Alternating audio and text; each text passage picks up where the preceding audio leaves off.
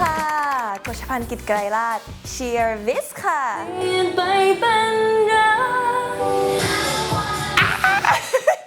Oh my god สิ่งที่แตกต่างแบบมากๆเลยระหว่างตอนนั้นกับตอนนี้ก็คือหนูว่าเป็นความมั่นใจอย่างเชียร์เนี้ยค่ะก็จะเป็นคนที่แบบครบคือเต้นอะไรก็มีเสน่ห์ดูดีแล้วก็คาแรคเตอร์ไม่เคยหายไปหนูเป็นคนที่ชอบร้องชอบเล่นดนตรีชอบเต้นอะไรอย่างเงี้ยค่ะจนได้มีโอกาสไปแข่งรายการ The Voice Kids Thailand 2019 ค่ะแต่ก็ไม่ผ่านถึงรอบสุดท้ายจนได้โอกาสมาที่ Genius ค่ะตอนที่ Cheers มาก็ Cheers ก็จะมาทีหลังเพื่อนนิดนึงแต่ว่า Cheers จะมาพร้อมกับ energy แล้วก็ความสามารถที่เยอะมากไม่ว่าสไตล์การเต้นนั้นจะเปลี่ยนแต่เชียร์ก็ยังสามารถดึงดูดมีความเป็นตัวเองแล้วก็โดดเด่นในทุกสไตล์ที่เขาได้เรียนเลยนะคะ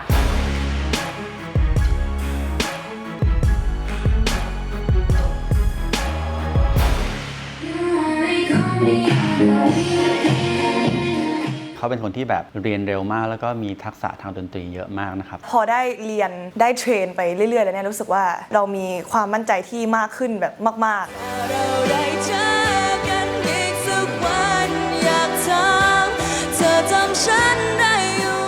ก่อนหน้าที่เราจะได้มาเป็นเทรนนีเนี่ยเชียร์ก็ชอบร้องเพลงแนวที่แบบตัวเองถนัดครูเจค่อนข้างจะให้โจทย์ที่มันค่อนข้างจะ advance สำหรับการร้องเพลงถ้าไม่น่ารักไปเลยก็ต้องแบบว่าทรงพลังไปเลยอะไรอย่างเงี้ยกันแล้วให้ทำไงฉันยังคงรักเธอไงคำที่เธอนั้นบอกฉันภาวนาเขาสามารถที่จะทำได้ในการที่ฝึก refine เรื่องเทคนิคให้มันเป๊ะขึ้นครับก็จะเป็นโจทย์ที่ challenge สำหรับ Cheers นะครับ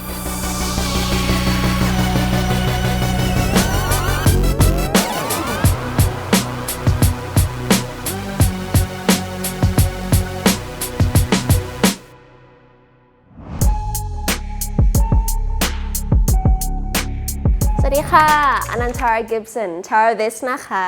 ตอนทาราเป็นเด็กอยู่ประถมทาราชอบเล่นกีฬาทุกอย่างแต่ว่าที่เล่นหนักที่สุดก็คือเป็นนักกีฬาว่ายน้ำค่ะเป็นมาถึงอายุประมาณ 12-13 ค่ะแล้วก็ขึ้นบกเพื่อมาลองแข่งประกวดที่อเมริกาเป็นครั้งแรกแล้วหลังจากนั้นทาราก็รู้สึกว่าชอบทำสิ่งนี้ก็เลยไปประกวดอีกที่หนึ่งในปีถัดมาที่นิวยอร์กทาราก็เป็นลูกศิษย์ที่ครูเจเคยสอนตั้งแต่เขาเด็กๆก่อนที่เขาจะมาออดิชั่นกับทาง Genius กับ GM Academy ครับครูเจก็เลยชวนมาออดิชั่นตอนที่เขาประกาศเปิดรับสมัครเพราะว่ารักไม่ใช่ฉันไม่รู้เรื่องราวเพลงลูกสาว Oh my god รู้สึกว่าตัวเองแสดงความมั่นใจออกทางสายตามากขึ้นตอนออดิชั่นรู้เลยว่าไม่ได้มั่นใจขนาดนั้นทาราเป็นอีกหนึ่งคนที่เป็นเด็กที่มีความเป็น perfectionist เป็น perfectionist แบบมากๆเลยเขาจะทำได้ดีหมดทุกอย่างเลยจำได้ว่าบรรยากาศตอนนั้นมันเครียดมากเพราะว่ารู้สึกกังวลตลอดเวลาว่าเราจะโดนตัดออกไหมรู้สึกกดดันค่ะมันทำให้บรรยากาศการซ้อมหรือการอยู่มันเครียดเกินไปค่ะในเรื่องการเต้นก็เป็นคนที่ทำอะไรก็ดูดีแล้วก็เป็นคนที่มีอินเนอร์ที่ดีการเทรนที่ทาราได้รับมาใน3 ปีกว่าทำให้ทาราลดความเป็น perfectionist ออกมา relax มากขึ้นบอกตัวเองว่าแบบมันไม่ต้องเป๊ะ 100% ตลอดเวลาแล้วก็รู้สึกว่ามันดีขึ้นนะคะเป็นสิ่งที่ดีมากๆสำหรับตัวทาราเอง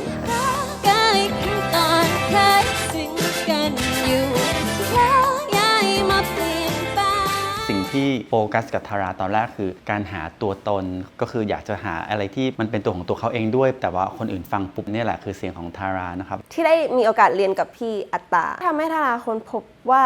ชอบแรปมากๆที่เขาสอนให้เราเขียนแต่งแรปเองสอนเรื่องโฟล์สอนเรื่องเทคนิคต่างๆเขาเป็นคนที่ merge 2 สกิลเรื่องการร้องและแรปออกมาได้เยอะมากๆถ้าทางจะทำผิดเดี๋ยวฉันทำไปทำบุญไม่ทอดสิ่งมัดทิ้งนับทนทำเหมือนถนน Don't test me out text me I think that it's chocolate space one face pretty to two face one tuna ถ้าเราชอบตรงนี้มากเลยค่ะชอบเขียนไรม์ชอบแรปออกมาที่มันมีโฟล์แบบแปลกๆดีๆอะไรอย่างเงี้ยค่ะ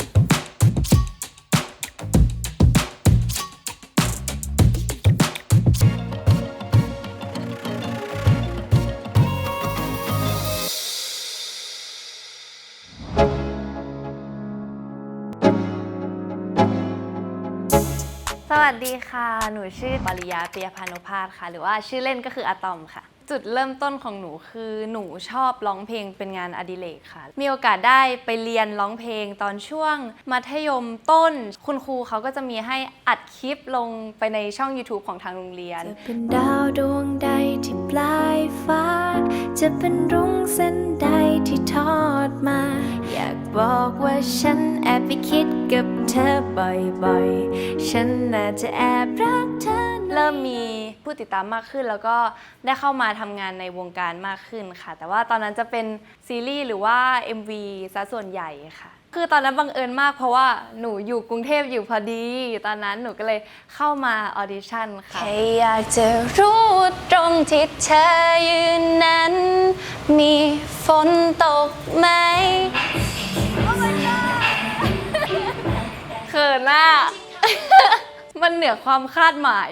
หนูรู้สึกภูมิใจในตัวเองมากหลังจากที่หนูได้เห็นคลิปหนูได้พัฒนาตัวเองขึ้นมากๆแล้วหนูรู้สึกว่าหนูชอบตัวเองในเวอร์ชันนี้ ที่สุดแล้ว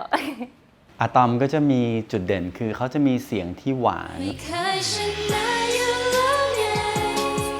เพราะใจมันแพ้เธอ เป็นคนมีนะอ่ะคนจะต้องแบบเอ็นดูอะไรอย่างเงี้ยค่ะ ค่อนข้างกังวลเกี่ยวกับด้านการเต้นของหนู เพราะว่าเรียกว่าติดลบเลยก็ได้ อะตอมเป็นคนที่ถ้าถามน่าจะอ่อนสุดในการเต้น แต่เสน่ห์ของเขาอะไม่ได้อ่อนสุดเสน่ห์ของเขาในแบบเขาอะรุนแรงมาก เป็นคนที่แฮนเดิลท่าเต้นจริตแบบผู้หญิงที่มีความน่าเอ็นดูอะค่ะอยู่ในทุกเพอร์ฟอร์แมนซ์ที่เขาได้โชว์ ตอนที่วางแผนในการพัฒนาเนี่ยจะเน้นเรื่องให้เขาทำอะไรมากกว่าที่เขาทำได้ เพลงอะไรที่เขาจะต้องแบบ break out of the shell จากสิ่งที่เขาทำได้เนี่ยเป็นสิ่งที่ challenge เขา Pussy pow, pay me by y'all. I need me a brave heart, can deal with สิ่งที่ยากที่สุดของหนูคือการปรับตัวในชีวิตที่เทรนด้วยแล้วก็ที่กรุงเทพด้วย มันมีหลายครั้งมากที่หนูอะรู้สึกว่าหนูท้อกับเส้นทางนี้ ช่วงแรกๆก็คือหนูโทรไปร้องไห้กับคุณพ่อกับคุณแม่กับที่บ้านบ่อยมากๆช่วงนั้นจิตใจเหมือนแบบอ่อนแอแล้วก็อยู่ในช่วงกำลังปรับเปลี่ยนชีวิตของตัวเองด้วยค่ะ แต่โชคดีมากๆที่ทุกคนคอยสุ่มไฟในใจหนูค่ะ แล้วก็คอยให้กำลังใจหนูตลอดเลยก็ทำให้หนูรู้สึกว่าเหมือนเราได้มีครอบครัวอีกครอบครัวหนึ่งอยู่ที่นี่เหมือนกันค่ะ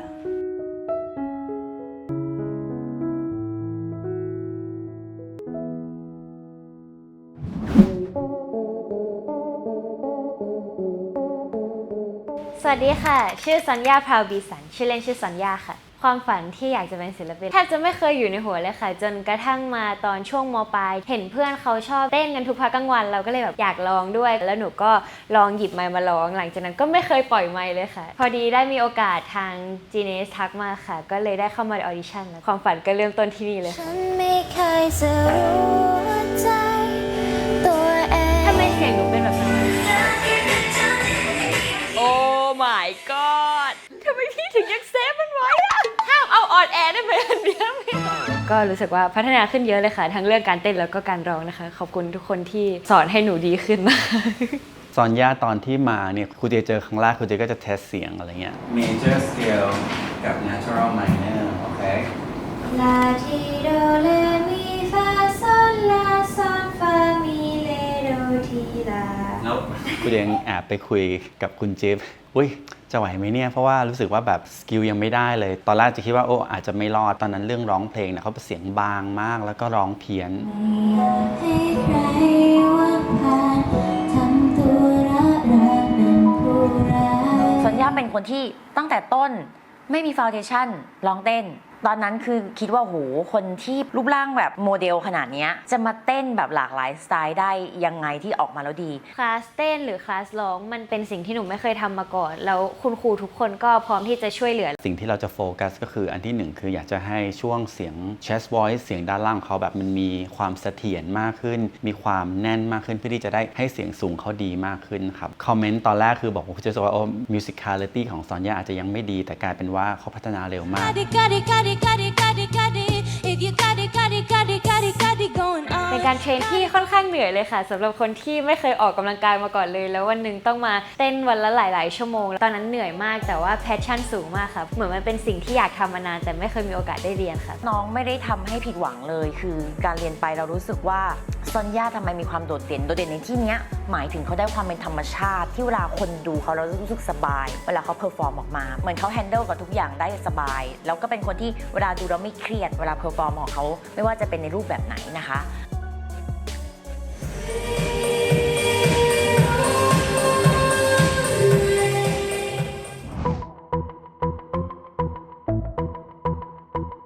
สวัสดีค่ะปลายฟ้าศิระอาชาปลายฟ้าวิสค่ะอยู่กับรักที่เป็นคิดได้บาง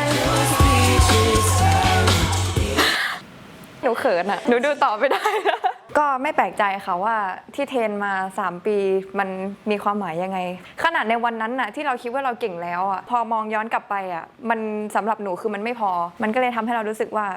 มันได้มากกว่านี้อีกปลายฟ้ามาเนี่ยคือเขามาจากสายเต้นแล้วเขาก็จะร้องเพลง cover นิดๆหน่อยๆคือมีโอกาสได้เรียนเต้นตอนช่วงม.ปลายค่ะตอนนั้นแข่งเต้นรายการ Hip Hop International ค่ะหรือว่า HNI ก็มีโอกาสได้เป็นตัวแทนประเทศไทยไปแข่งต่อที่อเมริกาค่ะแต่ว่าปีนั้นก็ไม่ได้ไปค่ะเคยมีเพลงเดบิวต์มาก่อนแล้ว1 เพลงค่ะพอได้ออกเพลงไปก็มีโอกาสได้ไปเป็นนักแสดงค่ะหลังจากนั้นก็เริ่มรู้ตัวว่าเราชอบนะแต่ว่ามันยังไม่ใช่ทางเราเพราะว่าเรารักในการเต้นมากเริ่มต้นมาเนี่ยฟาวเดชั่นของแต่ละคนไม่เท่ากันปลายฟ้าจะเป็นเท่ๆหน่อยเขาก็ต้องมาปรับตั้งแต่ที่มาเทรนที่นี่เนี่ยเราก็ได้เรียนหลากหลายสไตล์ซึ่งตอนนั้นน่ะมันก็ค่อนข้างยากสำหรับปลายฟ้าในการปรับตัวให้เข้ากับสไตล์อื่นๆที่เราไม่ถนัดในการเพอร์ฟอร์มในเพลงผู้หญิงถ้าเป็นวงเกิร์ลแล้วเนี่ยเราต้องทำยังไงให้มันตัวเองดูดีหรือมีเสน่ห์เพราะว่าเขาโดดเด่นเรื่องโทนเท่เนาะ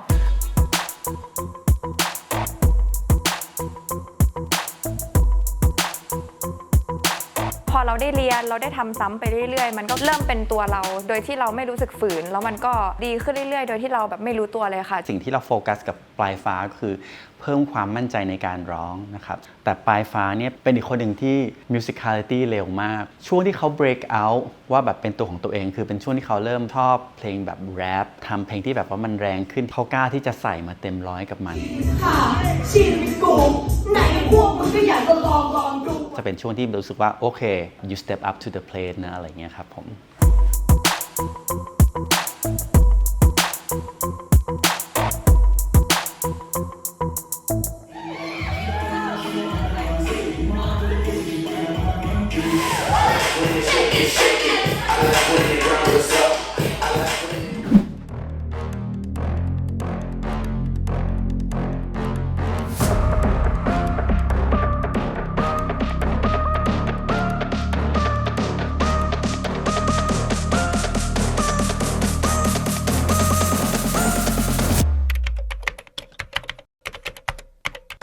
ต้องบอกว่าก่อนที่จะเดบิวต์ออกมาเนี่ยมันมีหลายขั้นตอนมากๆในการที่จะตัดสินใจนะคะก็จะมีการเอาน้องๆเทรนนีที่มองว่าพัฒนาการเนี่ยมันถึงระดับที่ค่ายวางไว้แล้วค่ะก็จะมาทำเป็นกรุ๊ปโมเดลแยกตอนที่มีการ evaluation เพื่อเลือกเมมเบอร์นะคะหนูรู้สึกว่ามันใกล้ที่จะถึงเป้าหมายที่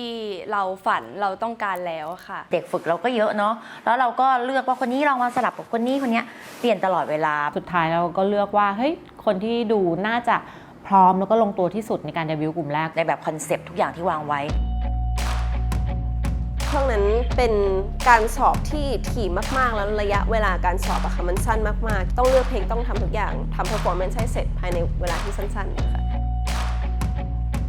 พอมันถึงเวลาที่ต้องแบบว่าคัดจริงๆอ่ะมันรู้สึกว่าแบบกดดันพอมันทำเสร็จไปแต่ละสเตจรู้สึกว่ามันโล่งแล้วก็ได้รู้จักกับเพื่อนมากขึ้นด้วยค่ะ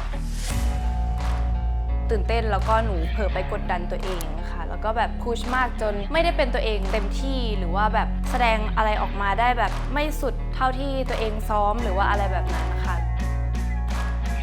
ไม่ว่าจะเป็นการสอบร้องสอบเต้นอะไรก็ตามหนูจะคิดมาแบบดีมากๆซึ่งมันก็เลยกลายมาเป็นความกดดันที่เยอะมากๆหนูเต้นได้หนูร้องได้แต่ว่าหนูไม่สามารถทำทั้ง2 อย่างพร้อมกันได้เหมือนไม่ใช่คนที่แข็งแรงขนาดนั้นค่ะรู้สึกว่าสิ่งที่ยากคือการคอนโทรลเสียงตัวเองค่ะ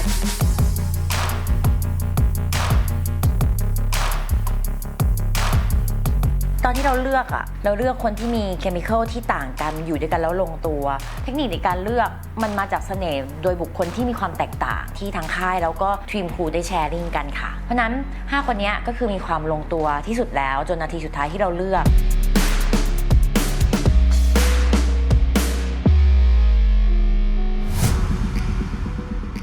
ผ พอจะได้ชื่อวงวิสเนี่ยต้องขอบอกว่าใช้เวลานานมากค่ะเป็นปีกว่าจะลงตัวสุดท้ายพอได้วิสมามันเหมือนเป็นคำที่เมื่อฟังแล้วรู้สึกสบายใจอ่ะพอได้รู้ความหมายจากที่ครีเอทีฟเขาตั้งขึ้นมานี่คือแปลว่า5ค่ะในภาษาฟินแลนด์เราก็รู้สึกว่ามันคงเป็นเดสตินีแล้วล่ะที่ต้องชื่อนี้เพราะมันลงตัวที่สุดแล้วค่ะ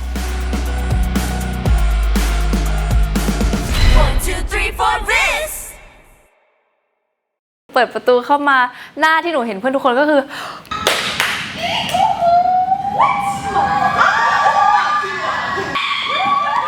ตอนฟังเพลง Barbie Oops Oops ครั้งแรก หนูรู้สึกว่าเพลงมันติดหูมากค่ะ คือหนูฟังแค่รอบเดียวหนูก็แบบอุ๊บส์อุ๊บส์ รู้สึกตกใจค่ะ ประหลาดใจค่ะ พี่ให้หนูพูดความจริงว่า